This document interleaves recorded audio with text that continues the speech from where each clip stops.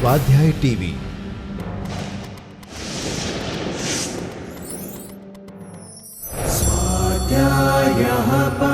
Doctor Baba Saheb Ambedkar open university.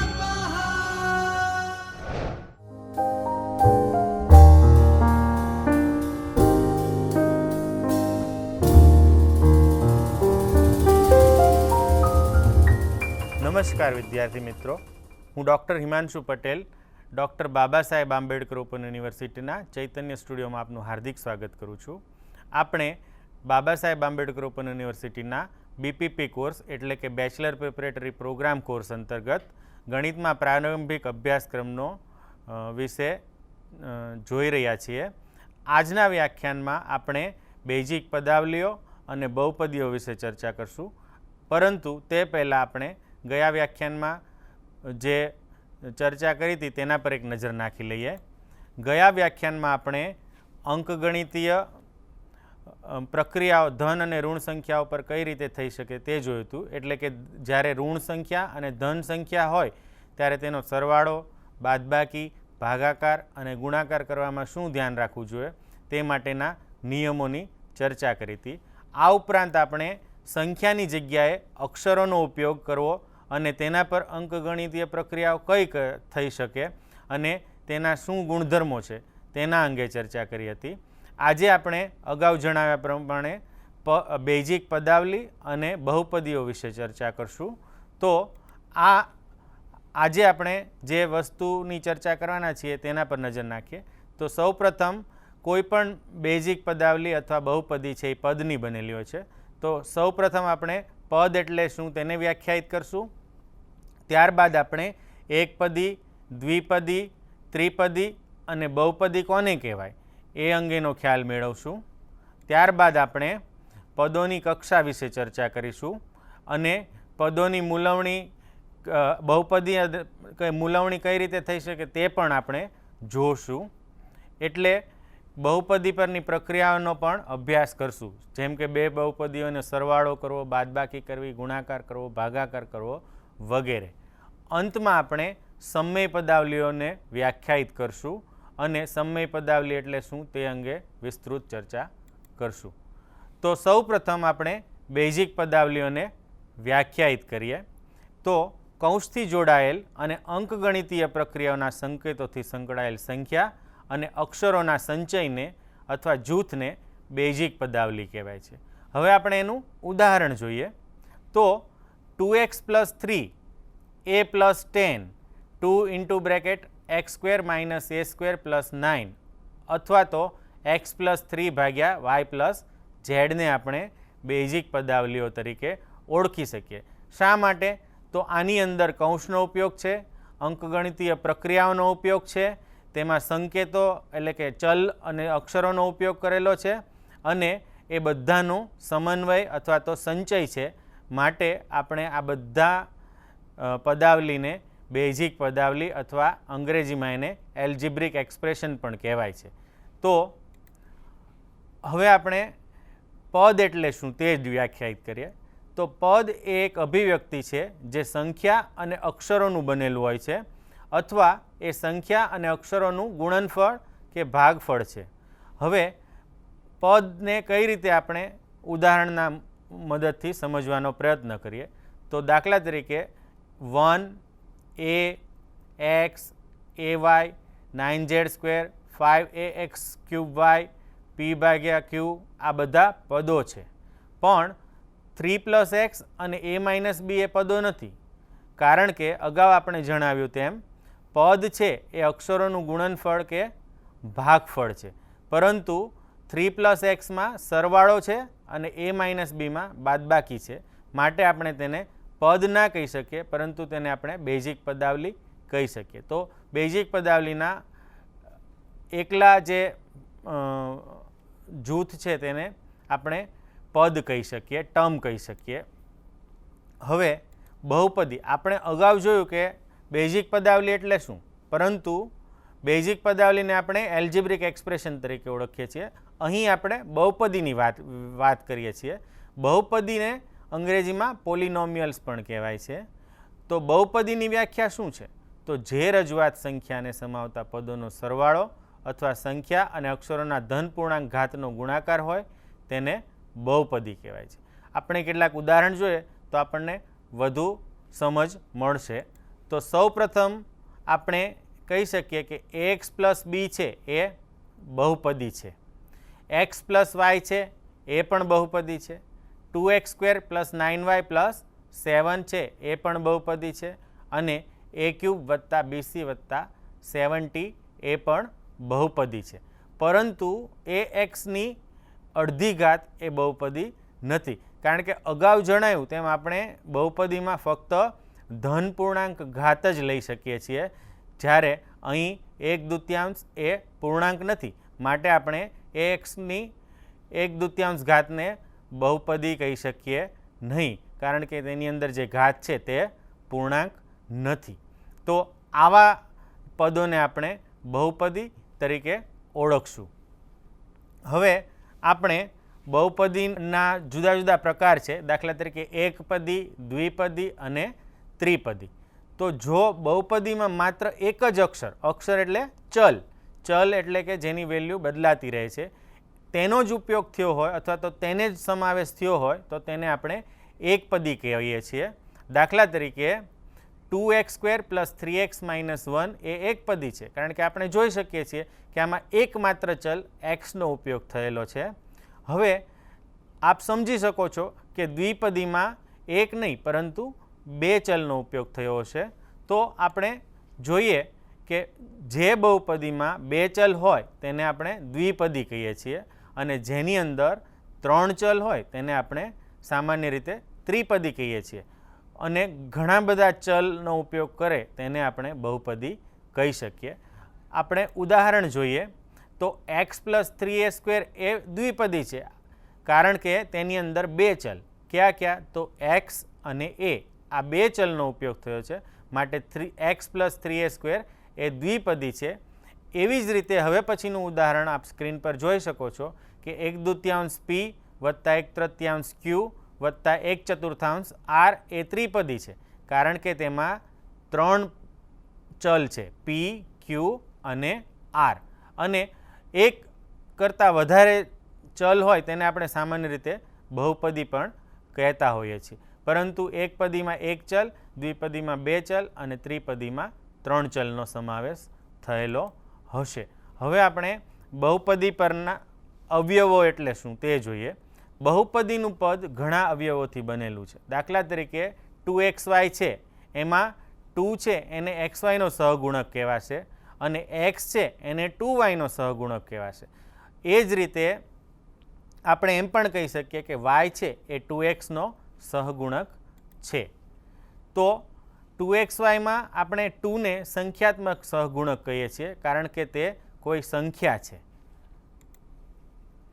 એવી જ રીતે ખાલી જો આપણે x લઈએ તો xની આરે 1નો ગુણાકાર કરવાથી આપણને જવાબ x જ મળે છે, માટે xની સહગુણક આપણે 1 છે તેવું કહી શકીએ. એ જ રીતે -xનો આપણે એમ કહી શકીએ x × -1, માટે -xનો સહગુણક -1 છે. હવે અચળાંક, આપણે બહુપદીમાં અચળાંકનો ઉપયોગ કરતા હોઈએ છીએ. તો અચળાંક એટલે જેની વેલ્યુ કોઈ દિવસ બદલાતી નથી તેને આપણે અચળાંક કહીએ છીએ. આપણે એક જાણીતો અચળાંક છે પાઈ. તો આપણે જાણીએ છીએ કે પાઈની કિંમત 22/7 અથવા તો 3.14 જેટલી છે, તો તેને આપણે અચળાંક કહી શકીએ. તો આપણે બહુપદીમાં આવા અચળાંકનો પણ ઉપયોગ કરી શકીએ છીએ. આપ જોઈ શકો છો કે પાઈનો સિમ્બોલ કઈ રીતે લખીએ છીએ આપણે તે, અને તેની મૂલ્ય છે તે 22/7 અથવા તો 3.14 જેટલું છે. હવે આપણે બહુપદીની કક્ષા એટલે શું તે જોઈએ. તો બહુપદીની કક્ષા એ તેના પદોની કક્ષાની મહત્તમ કિંમત છે. હવે આ વસ્તુ આપણે ઉદાહરણથી સમજીએ. તો આપણે એક ઉદાહરણ જોઈએ. આપ સ્ક્રીન પર જોઈ શકો છો કે x³ + 2x⁵ + 3x + 1 એક બહુપદી છે. આને આપણે એકપદી પણ કહી શકીએ, કારણ કે તેમાં માત્ર એક જ ચલ છે x.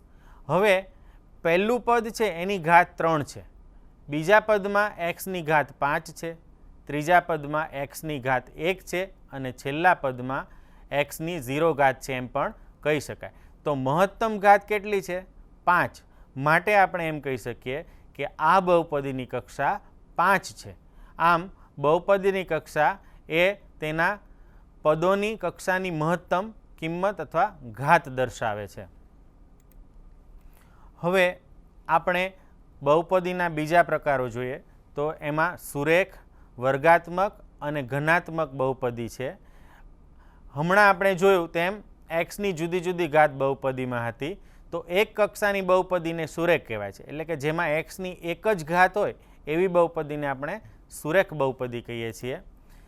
જ્યારે જેની અંદર એક્સની 2 ઘાત આવતી હોય એવી 2 કક્ષાની બહુપદીને આપણે વર્ગાત્મક અને 3 ઘાત આવતી હોય તેવી કક્ષાની બહુપદીને આપણે ઘનાત્મક અથવા ત્રિઘાત કહીએ છીએ.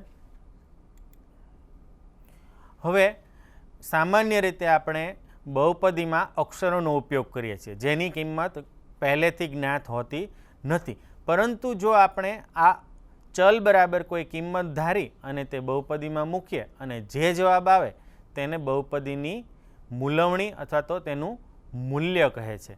અને જે જવાબ માટે આપણી બહુપદીનો જવાબ છે, જે ચલની જે કિંમત માટે બહુપદીનો જવાબ છે તે શૂન્ય આવે તો તેને આપણે બહુપદીનું શૂન્ય પણ કહેતા હોઈએ છીએ.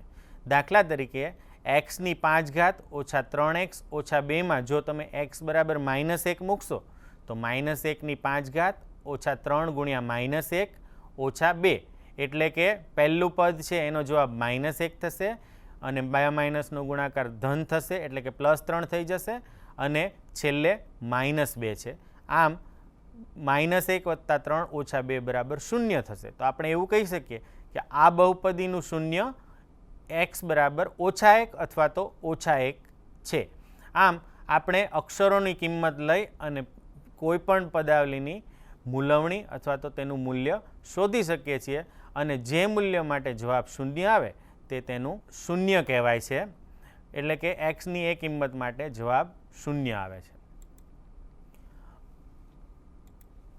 હવે સામાન્ય રીતે આપણે બહુપદી પર પ્રક્રિયાઓ કરીએ છીએ, અંકગણિતીય પ્રક્રિયાઓ જેવી કે 2 બહુપદીઓનો સરવાળો કરવો, 2 બહુપદીઓનો ગુણાકાર કરવો અને તેનો ભાગાકાર કરવો. તો આપણે થોડી જ વારમાં ઉદાહરણથી જોઈશું કે જ્યારે સરવાળો કરવો હોય ત્યારે શું ધ્યાનમાં રાખવાનું છે, ગુણાકાર કરીએ ત્યારે શું ધ્યાનમાં રાખવાનું છે અને ભાગાકાર વખતે શું ધ્યાનમાં રાખવાનું છે. તો આપણે સૌપ્રથમ તો બહુપદીનો સરવાળો કઈ રીતે કરી શકાય તે અંગે સમજીએ. તો સામાન્ય રીતે આપણે જાણીએ છીએ કે સરવાળો એટલે શું? તો સમાન પદાર્થોને એકસાથે ગણવાની પદ્ધતિ છે. આમ બહુપદીના સરવાળામાં પ્રથમ પગથિયું સમાન પદ શોધવાનું અને ભેગા કરવાનું થાય છે. હવે સમાન પદ કોને કહેશું? તો જેમાં સમાન ચલ હોય, જેમાં સમાન ચલની ઘાત હોય એવા પદોને આપણે સામાન્ય રીતે સમાન પદ કહેશું.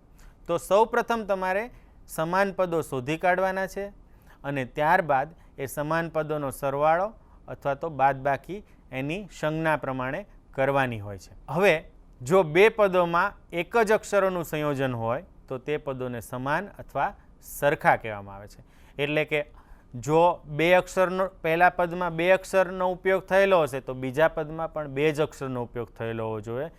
પહેલા પદમાં જે અક્ષરોની ઘાત હોય એ જ ઘાત બીજા પદમાં પણ હોવી જોઈએ, તો જ આપણે સરવાળો કરી શકશું. હવે 2 પદોના સંખ્યાત્મક સહગુણકો, હમણાં આપણે જોયું હતું કે 2xyમાં આપણે 2ને સંખ્યાત્મક સહગુણક કીધો હતો. તો 2 પદોના સંખ્યાત્મક સહગુણકોનો સરવાળો સાંખ્યિક સહગુણક છે. એટલે કે જ્યારે તમે સરવાળો કરો છો ત્યારે એ સંખ્યાત્મક સહગુણકોનો પણ સરવાળો થાય છે. 2 બહુપદીનો સરવાળો કરવા માટે તમારે સરવાળાની ક્રમિકતા અને જૂથનો ઉપયોગ કરી સરખા પદોને એકસાથે ભેગા કરવાના હોય છે, જે આપણે હમણાં ઉદાહરણની મદદથી સમજવાનો પ્રયત્ન કરશું. જો આપણે જૂથ ના કરી શકીએ તો એ પદને આપણે એમનેમ રહેવા દેશું અને જો આપણે જૂથ કરી શકીએ તો એ પદનો આપણે જૂથ કરવાનો પ્રયત્ન કરશું અને બાકી રહેતા પદોને આપણે છોડી દઈશું. આ રીતે આપણે બહુપદીઓનો સરવાળો કરીશું. હવે બહુપદીઓનો ગુણાકાર કઈ રીતે કરવો, તો બે પદોના ગુણાકાર કરવાના સોપાન અથવા તો પગથિયા અથવા તો ક્રમ જોઈએ. તો પહેલું આપણે બધા આંકડાથી સહગુણકોને લઈને શરૂઆતમાં મૂકીને એક ચોક્કસ કિંમત મેળવવા ગુણાકાર કરશું. ત્યારબાદ સમાન આધારવાળા દરેક અવયવને વારાફરતી મૂકશું. હવે આપણે એક ઉદાહરણ જોઈએ. દાખલા તરીકે આપણને આપેલું છે 2x² અને 3xy³ નો ગુણાકાર કરો. તો અહીં આપણે પહેલાં સંખ્યાત્મક સહગુણકોનો ગુણાકાર કરશું, ત્યારબાદ સમાન અક્ષરોનો ગુણાકાર કરશું અને ત્યારબાદ અન્ય સમાન અક્ષરોનો ગુણાકાર કરીશું. આમ સંખ્યાત્મક સહગુણક 2 અને 3 છે, એટલે 2 અને 3નો ગુણાકાર થશે 6. x² અને xનો ગુણાકાર થશે x³ અથવા તો xની 3 ઘાત અને y અને y³ ગુણાકાર થશે y ની 4 ઘાત. તો આ જ રીતે બહુપદીમાં એક કરતાં વધારે પદ હોય ત્યારે પણ આપણે આ જ નિયમને ઉપયોગમાં લઈશું અને જવાબ મેળવવાનો પ્રયત્ન કરીશું. હવે આપણે કેટલાક ઉદાહરણ દ્વારા સરવાળો અને બાદબાકીને સમજવાનો પ્રયત્ન કરીએ. આપ સ્ક્રીન પર જોઈ શકો છો કે આપણે 3ab, 5ab, -7ab અને 20abનો સરવાળો કરવો છે.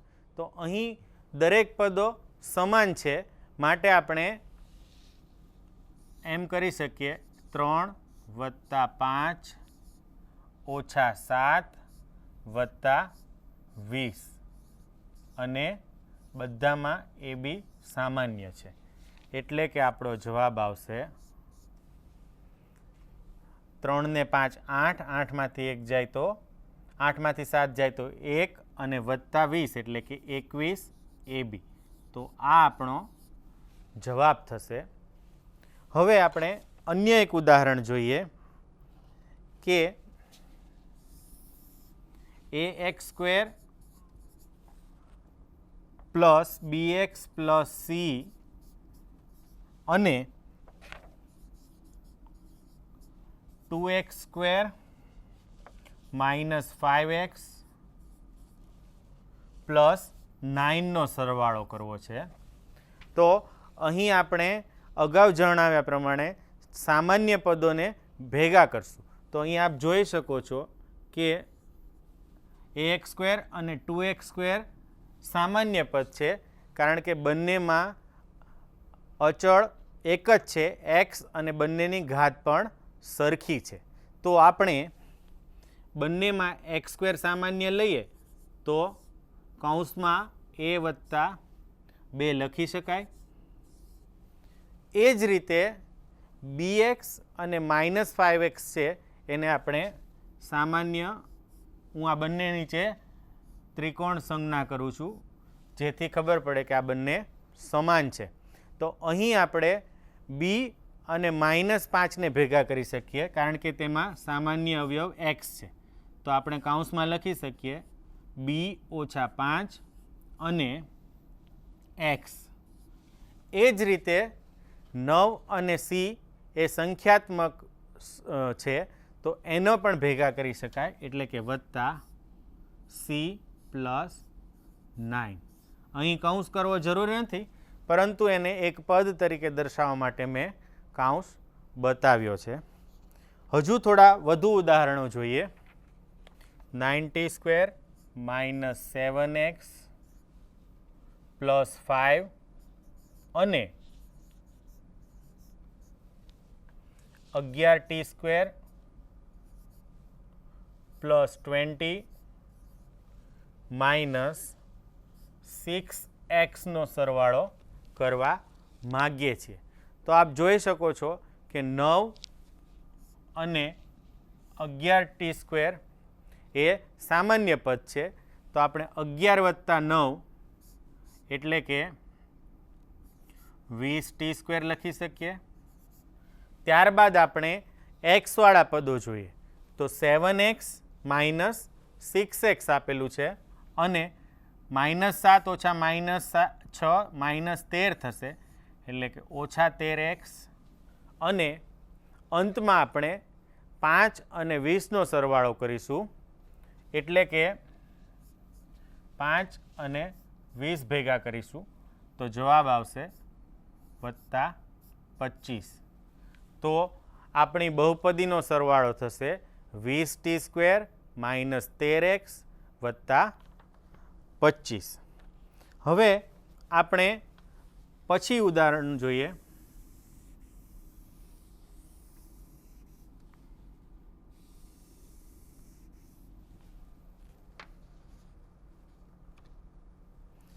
તો અહીં આપણે બાદબાકી કરવી છે.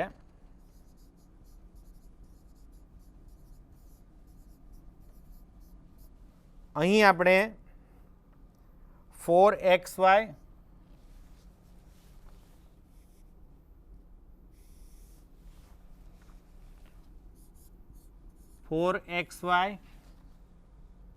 પ્લસ 7ab માંથી ab વત્તા xy બાદ કરવા છે.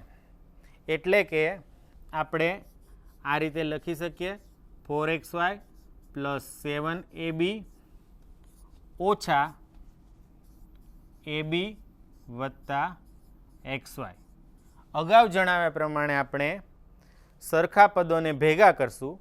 તો પહેલામાંથી આપણે 4xy લઈએ, એમાં બાદ કરીએ બીજામાંથી xy, એટલે કે 4xy - xy થશે. ત્યારબાદ આપણે 7ab માંથી એનું સમાન પદ ab બાદ કરીશું તો આપણો જવાબ થશે 4xy - xy એટલે 3xy અને 7ab - ab એટલે કે 6ab. તો આ રીતે આપણે બાદબાકી પણ કરી શકીએ છીએ. અહીં આપણને કહ્યું છે કે x + y ગુણ્યા a + bનું સાદુરૂપ આપો. તો આના માટે આપણે સૌપ્રથમ પહેલું જે પદ છે એમાંથી x લઈ અને બીજા પદ સાથે ગુણાકાર કરશું, એટલે કે xa વત્તા xb આવશે. એટલે કે બીજા પદ સાથે આપણે xનો ગુણાકાર કરીએ છીએ કૌંસના દરેક પદ સાથે. ત્યારબાદ હવે આપણે yને લેવાનો છે તો પ્લસ ya પ્લસ yb થાય છે. અહીં તમે a વાળા પદોને ભેગા કરશો તો અને b વાળા પદોને ભેગા કરશો તો ઉપર જે રીતે આપણને આપ્યું છે તે મળે છે. હવે આપણે બીજું ઉદાહરણ જોઈએ કે x²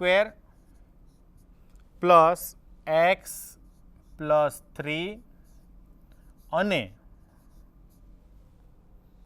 x² minus 3x plus 5નો ગુણાકાર કરવો છે.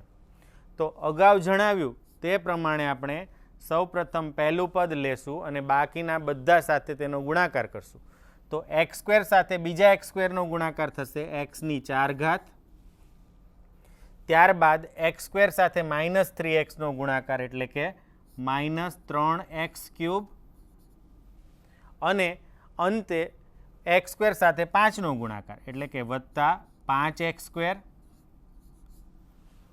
હવે આપણે બીજું પદ લેશું પ્રથમમાંથી જે x છે અને બીજી પદાવલી સાથે દરેક પદ સાથે આપણે તેનો ગુણાકાર કરતા જઈએ. તો x અને x² ગુણાકાર x³ થશે, x અને -3x -3x² થશે અને x અને 5નો ગુણાકાર +5x થશે.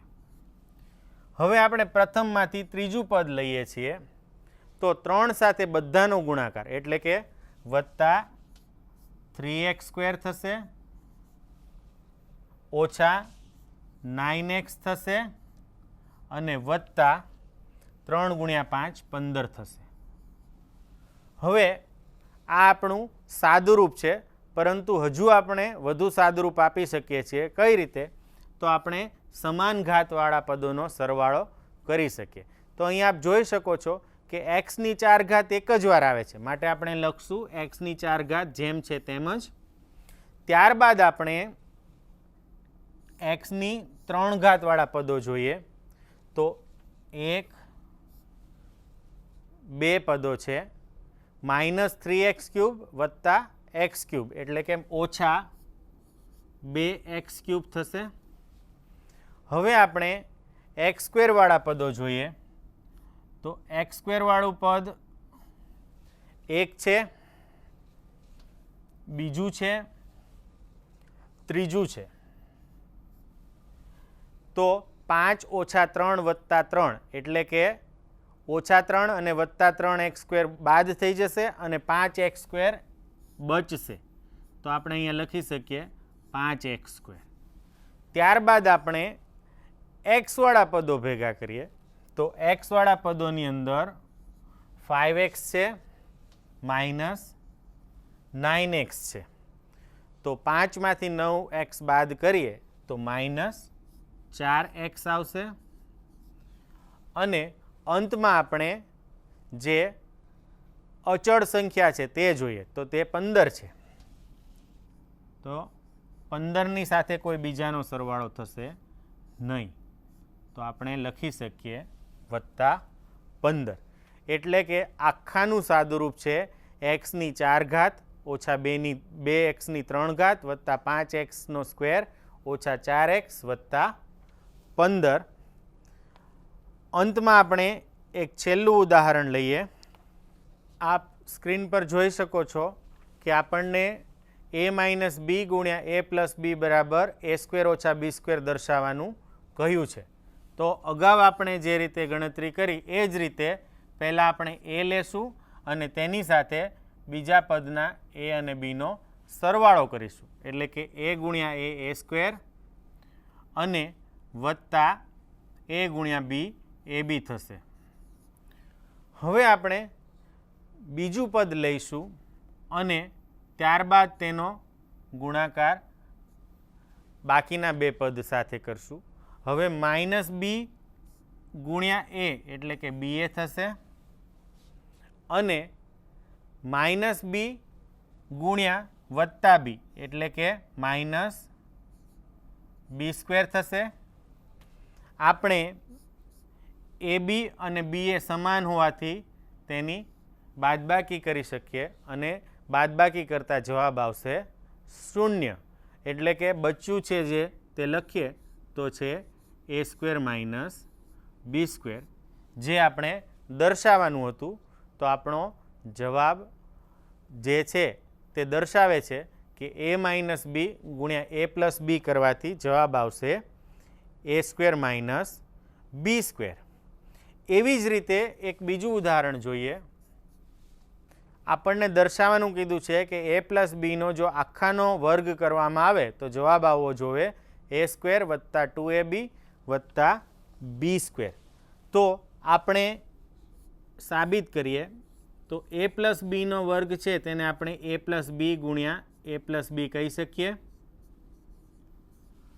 હવે આપણે જે રીતે આગળના દાખલામાં કર્યું તે રીતે એનો બાકીના બીજા પદ સાથે ગુણાકાર એટલે કે a² વત્તા ab થશે અને ત્યારબાદ બીનો બાકીના બે પદ સાથે ગુણાકાર એટલે કે ba વત્તા b² થશે. હવે a² વાળું એક જ પદ છે એટલે આપણે એમને એમ લખશું, પણ ab વાળા બે પદ છે એટલે તેનો સરવાળો થઈ જશે જે આપણને 2ab મળશે અને b² વાળું એક જ પદ છે માટે આપણે એમને એમ લખશું. તો આપણને સાદુરૂપ આપતા જવાબ મળે છે a² વત્તા 2ab વત્તા b², જે આપણે દર્શાવવાનું હતું. તો આમ તમે સરવાળા અને બાદબાકીની પ્રક્રિયા પદાવલી પર કરી શકો છો અને ત્યારે શું શું ધ્યાનમાં લેવાનું છે તે આપણે ઉદાહરણની મદદથી જોયું. વિદ્યાર્થી મિત્રો, હમણાં આપણે થોડાક દાખલાઓની ગણતરી કરી, જેના પરથી આપને ખ્યાલ આવ્યો છે કે કોઈ પણ બહુપદીનો સરવાળો અને ગુણાકાર કઈ રીતે થઈ શકે. આવતા વ્યાખ્યાનમાં આપણે બહુપદીઓનો ભાગાકાર વિશે શીખશું. બહુપદીઓનો ભાગાકાર બે રીતે થઈ શકે. પહેલું છે બહુપદીનો એકપદીથી ભાગાકાર અને બીજી રીત છે બહુપદીનો અન્ય બહુપદીથી ભાગાકાર. આમ ભાગાકાર બે રીતે થઈ શકશે, જે આપણે આવતા વખતે જોઈશું. સમય પદાવલી એટલે શું તે અંગે ચર્ચા કરીએ. તો જ્યારે તમે એક બેઝિક પદાવલીનો બીજી પદાવલીથી કરેલો ભાગાકાર છે તેને આપણે સમય પદાવલી તરીકે ઓળખશું. હવે ઉદાહરણ જુઓ તો તમે 3abc² છે એ આપણે બેઝિક પદાવલી છે, એને ભાગ્યા CPQR છે તે બીજી બેઝિક પદાવલી છે અને આ બંનેનો ભાગાકાર છે. માટે આ જે છે તેને આપણે સમય પદાવલી તરીકે ઓળખી શકીએ. એ જ રીતે x+a ભાગ્યા y+b છે એને પણ આપણે સમય પદાવલી કહી શકીએ. અને a² + b ભાગ્યા 3 - y છે એ પણ સમય પદાવલીનું ઉદાહરણ છે. સમય પદાવલી પર આપણે અન્ય પદાવલી જેવી પ્રક્રિયાઓ જેમ કે સરવાળા, બાદબાકી, ગુણાકાર અને ભાગાકાર કરી શકીએ.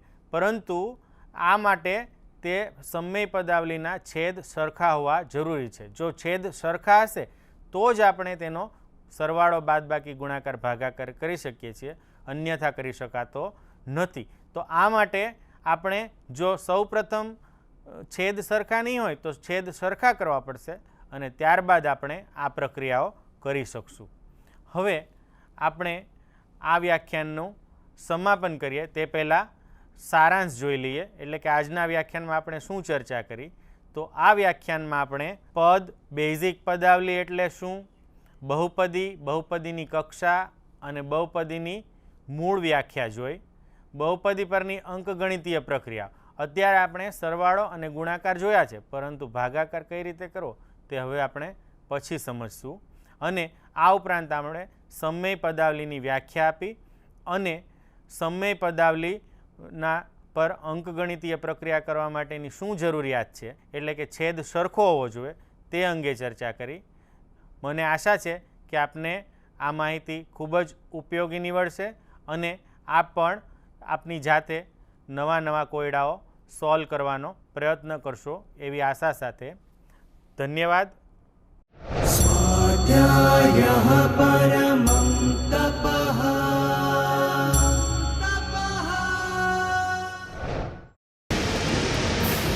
સ્વાધ્યાય ટીવી